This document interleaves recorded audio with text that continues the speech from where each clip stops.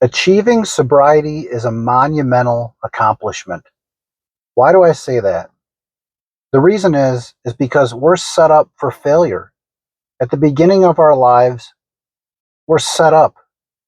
Society has it in their minds that they're going to push alcohol on us. They're going to get us addicted. They're going to do their best to prop up alcohol, glamorize it, glorify it, and make it seem like if you don't drink it, you're not normal. I'm going to dispel all that in this video, and I'm going to show you the ways that you can succeed in sobriety. If you're new to the channel, welcome. My name is Josh, living life alcohol free. If you're returning and you're a subscriber, thank you so much for being here. I was going to start this video off by telling you that it's breaking the rules and breaking the norms to get sober, because it's so over pushed, over glamorized, almost to the point where when you turn 21, you're expected to binge drink. If you don't binge drink when you turn 21, it's not like a normal thing. At least that's what it was like for me growing up. Of course, granted, I grew up around a lot of drinkers. So for me, that just seemed like a normal way of life. I grew up with friends. Most of them would drink a ton, not just a few beers. It was, keggers. It was several beers and other things. And that just, it just makes it seem like it's just a normal thing. And then before you know it, you're addicted and you're stuck in it and you can't get out. And it's painful and it's not fun. If you've been in it or you are in it, you know what it's like. And you want to find a way out. So there's hope. And I'm going to share with you some of the things and some of the ways that I found benefited me when I got sober. But I'm also going to share with you some of the reasons why I turned to alcohol in the first place and what led me to where I ultimately ended up with alcohol. So I got a DUI when I was 19. That really was the catalyst for a lot of my thinking about my problems with alcohol. I had to do AA. I chose to do Narcotics Anonymous because I thought it was more interesting. I had to do it once a week, and I had to get the paper signed to show my probation officer. That wasn't my first run-in with the law, but I used to like to break the rules. I used to like to bend them, try to outsmart them, try to accomplish something by bending all the rules. And yeah, I mean, breaking the rules sometimes it makes you feel, kind of excited, kind of raises those endorphins, kind of gives you a dopamine hit. And turning to alcohol when you're underage, needless to say, is, against the rules. So I was kind of a rule breaker very early on in my life. And a lot of that had to do with the fact that I didn't have, the role models that I needed. And I think a lot of us struggle with that. A lot of us have, nobody's perfect. Our parents they weren't perfect, but they never were meant to be.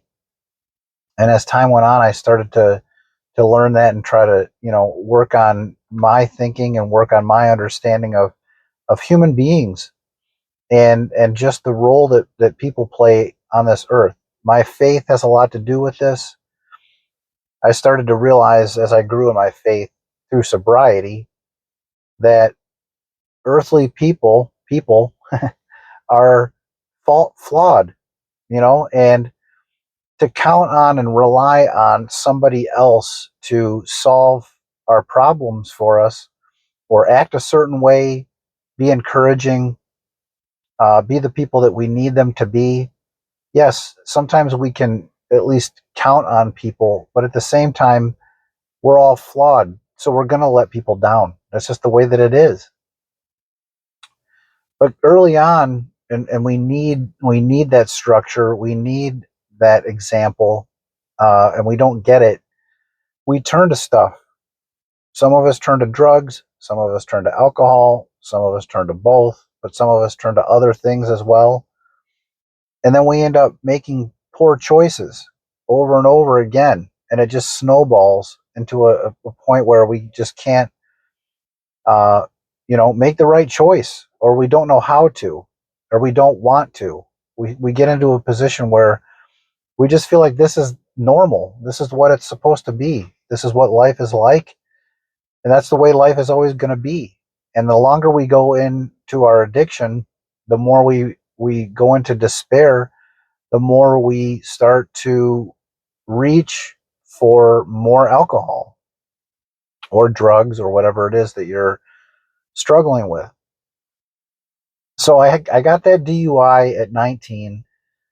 It really kind of opened my eyes to my problems, but I was able to give up alcohol and weed and everything else for a certain amount of time, 30 days.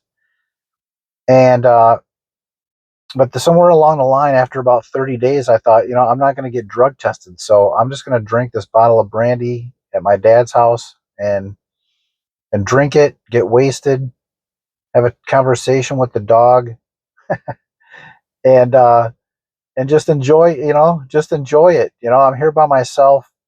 I'm 20 years old now, and I'm out of state. I don't have to worry about taking a drug test or getting caught drinking, because there's no way for that to happen. So, but I was right back into it at that point. That was a bad choice.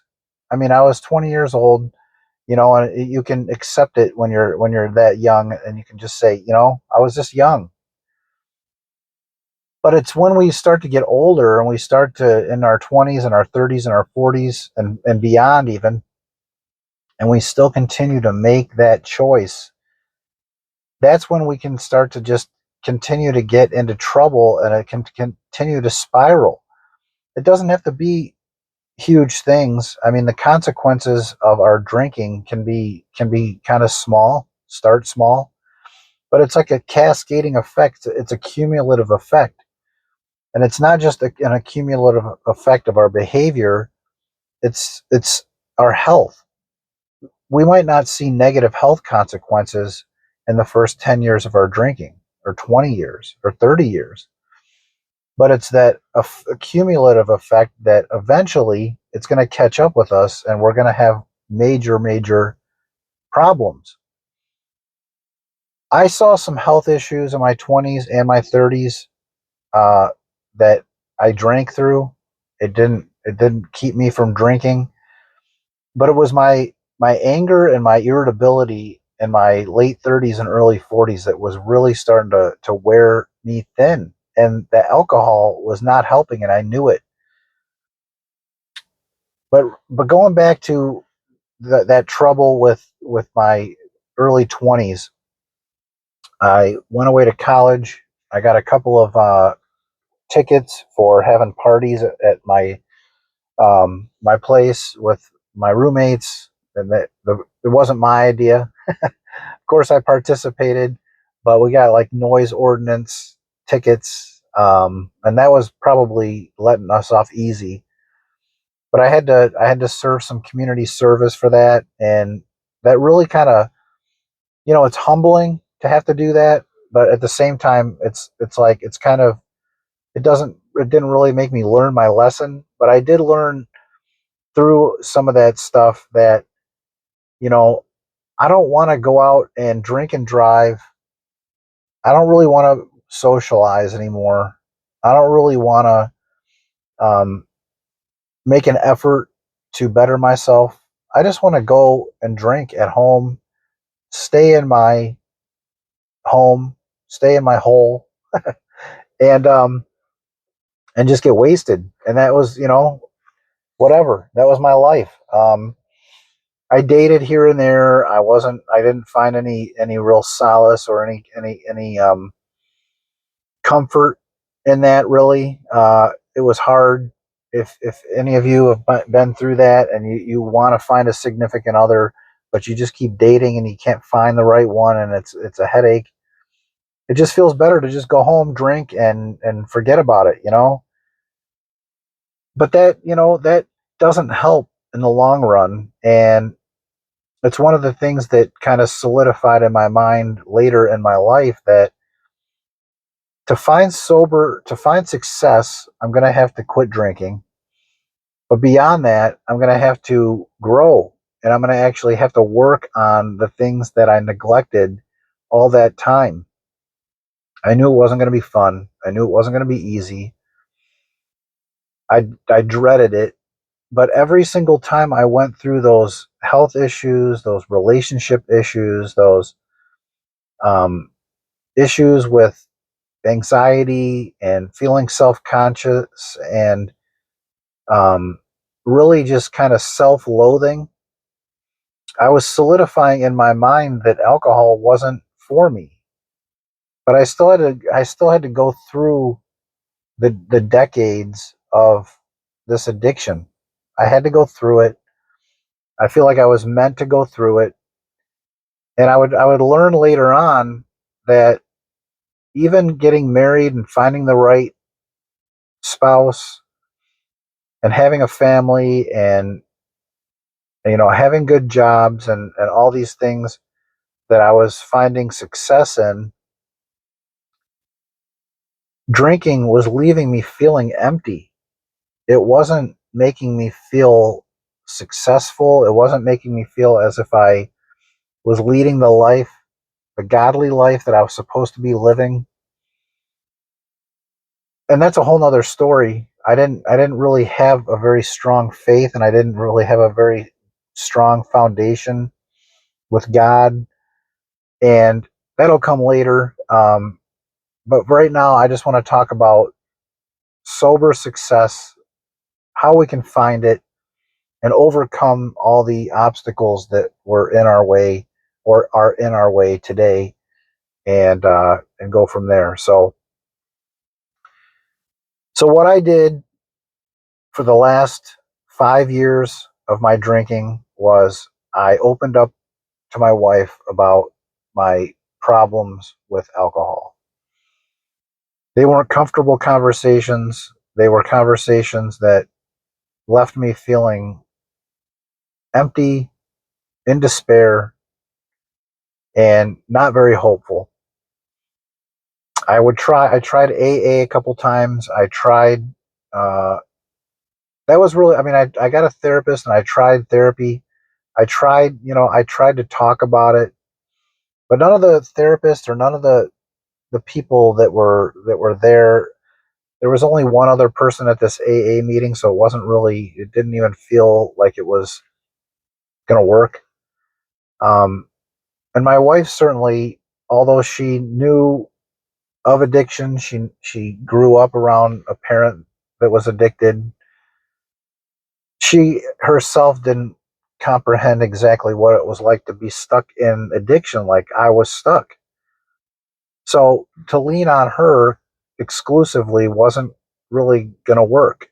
And I would take a week off of drinking, and it was usually because I had a really hard binge and I was sick. But a week later, I would go right back into drinking and drink hard and drink even harder than I drank before. I would hit it hard, man, and I would go back all in. And then after a few days of that, I'd say, you know what? I'm back in. Count me back in. And I wouldn't say I continued on drinking like that. Um, it would go kind of, just go. It goes in spurts. It depends on where I am in my life with my job, primarily my job hours. But my drinking was everything revolved around my drinking. So if I wasn't at work, I was drinking typically.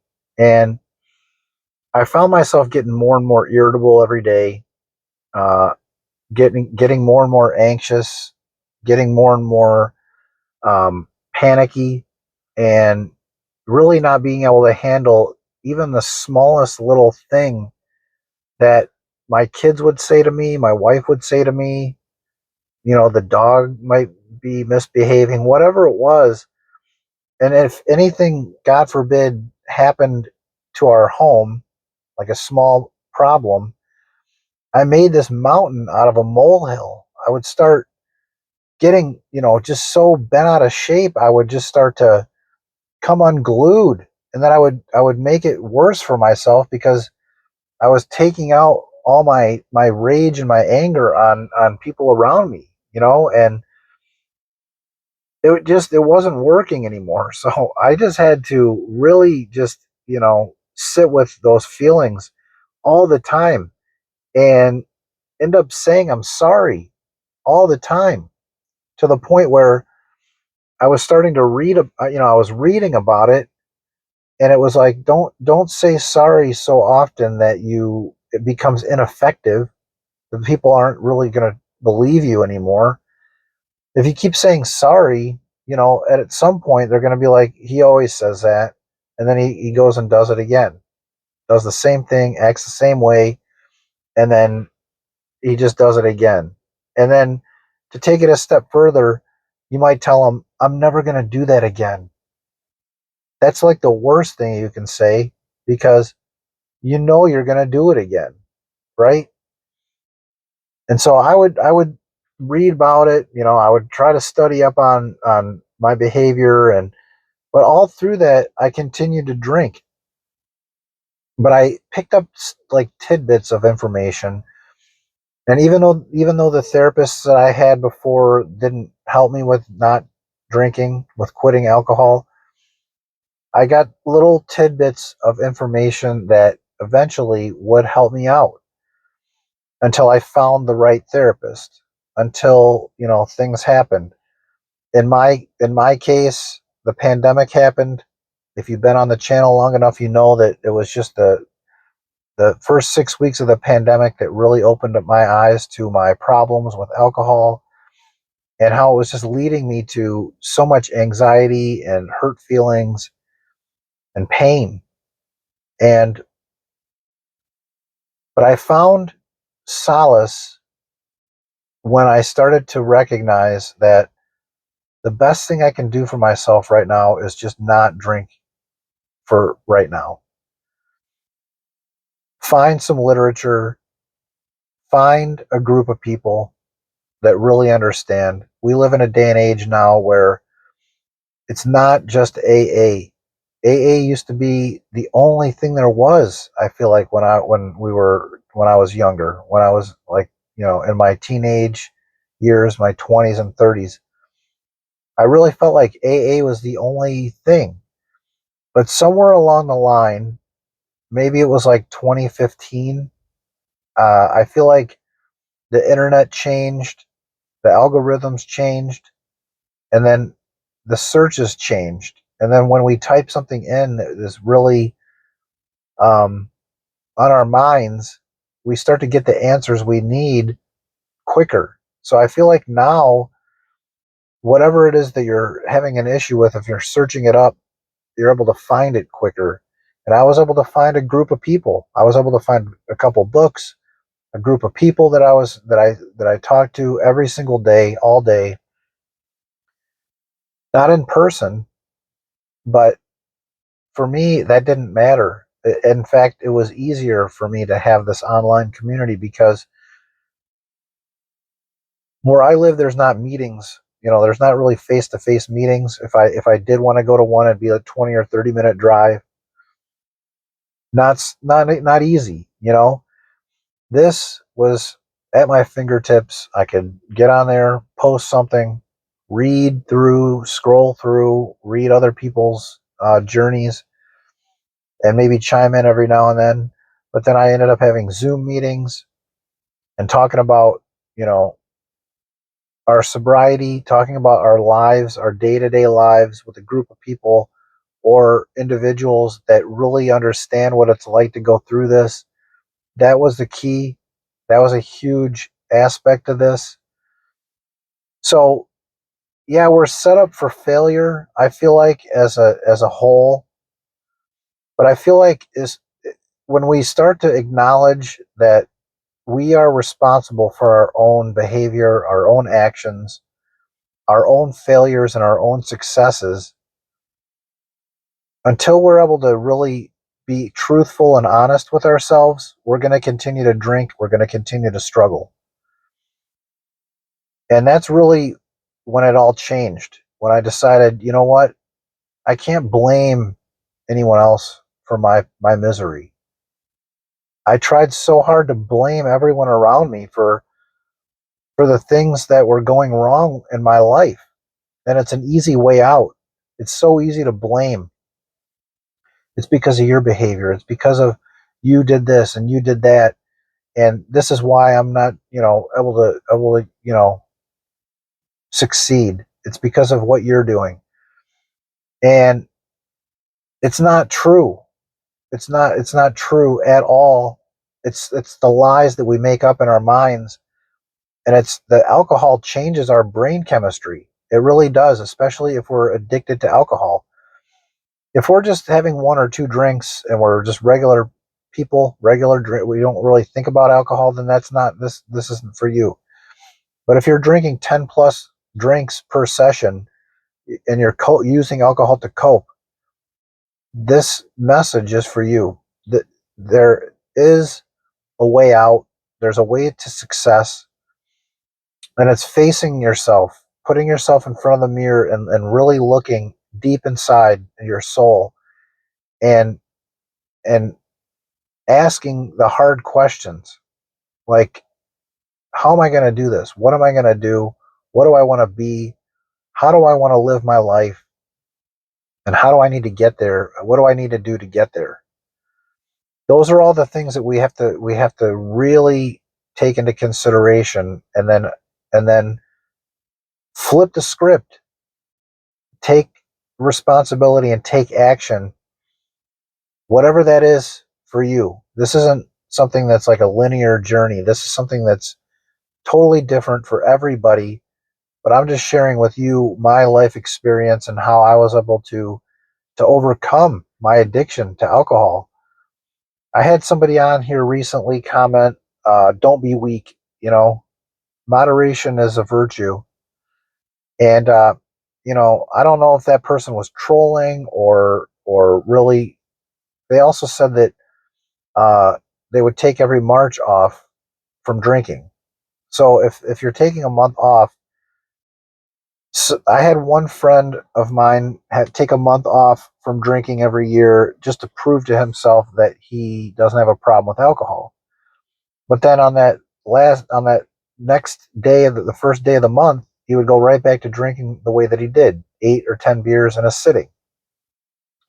To me, that's not um, that's not facing the fact that alcohol is an issue.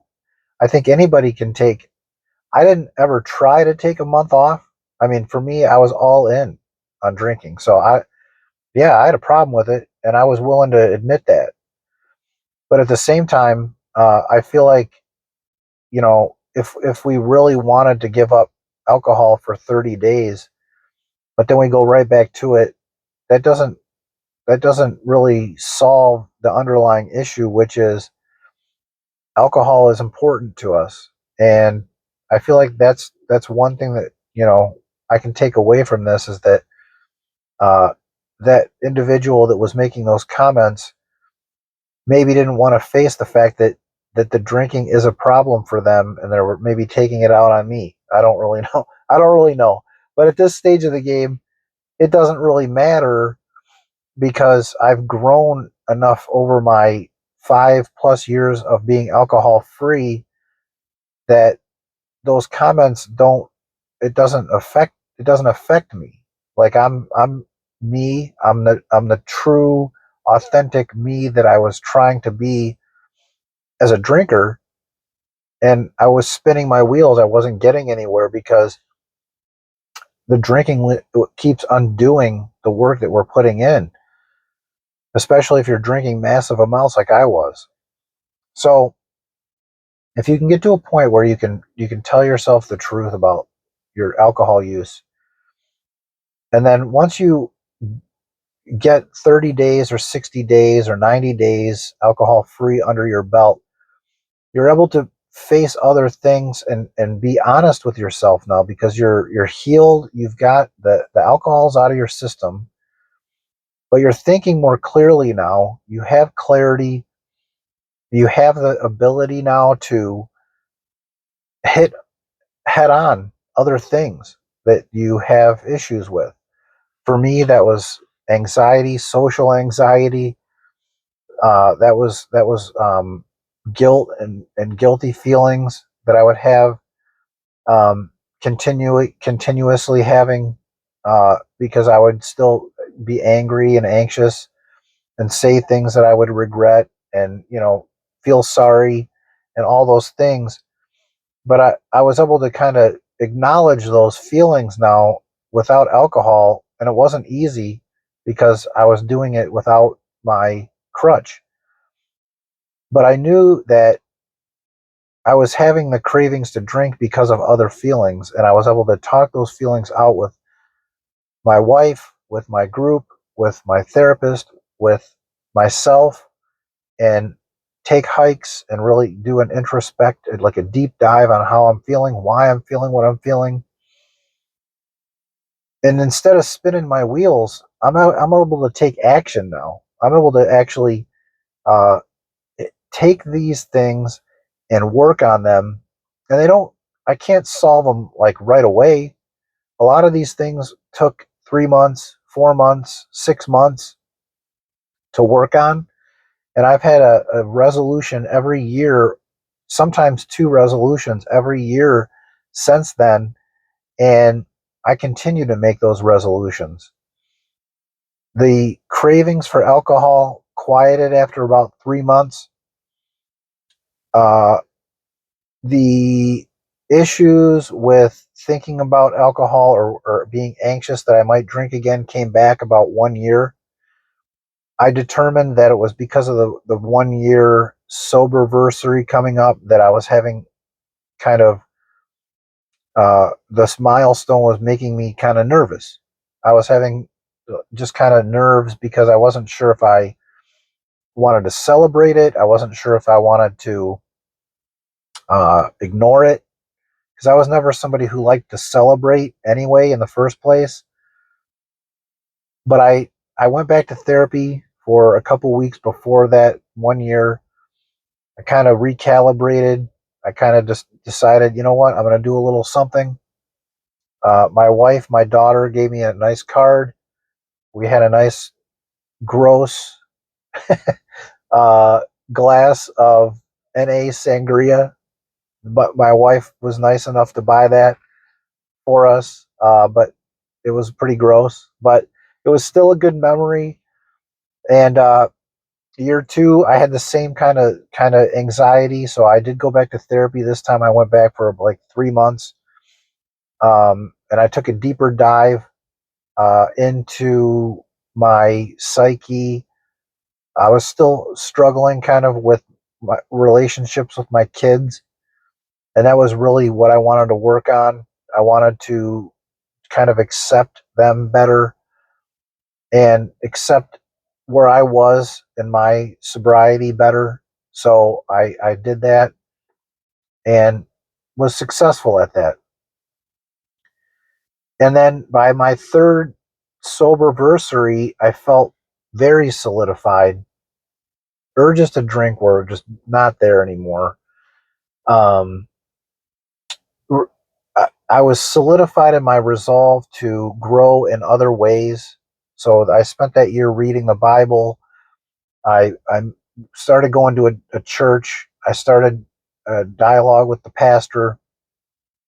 I just all kinds of things happened in that year. I started growing in my faith and all this, and then I started the YouTube channel around 4 years, and it was just a slow growth in that. It took me 6 months to feel comfortable on camera, but it was a slow build, and all these things that I worked on, that I was solidified in every morning when I got up. This is what I'm working on today. This is how I'm going to do it. It gets easier as the days go on because it's a routine at this point. uh, and that's just how I got to where I am now today. And I thank God. I give God all the glory for where I am today, and I thank God, and I thank Him for giving me the ability to share my journey and feel comfortable doing that. And I'm just glad that you guys are here to watch my videos, to comment, to have this group, and then we can talk back and forth with.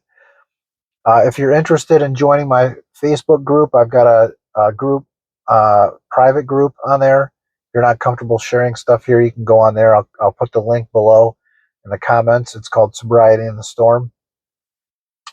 And check out some more of my videos down in the comments below. I'll pin those down there as well.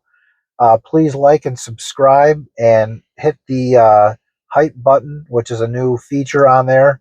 It'll help build the channel, grow the channel. Consider getting a membership. I've got 4 tiers of membership that I'm going to be making, and I've already got a few video. I got one video on there. I got a short on there for members only. I'm going to be making some more members only stuff, some live streams, and once I get the ball rolling on that, there's going to be more stuff for that. So I appreciate you all being here and taking the time out of your day to watch this and come on this journey with me.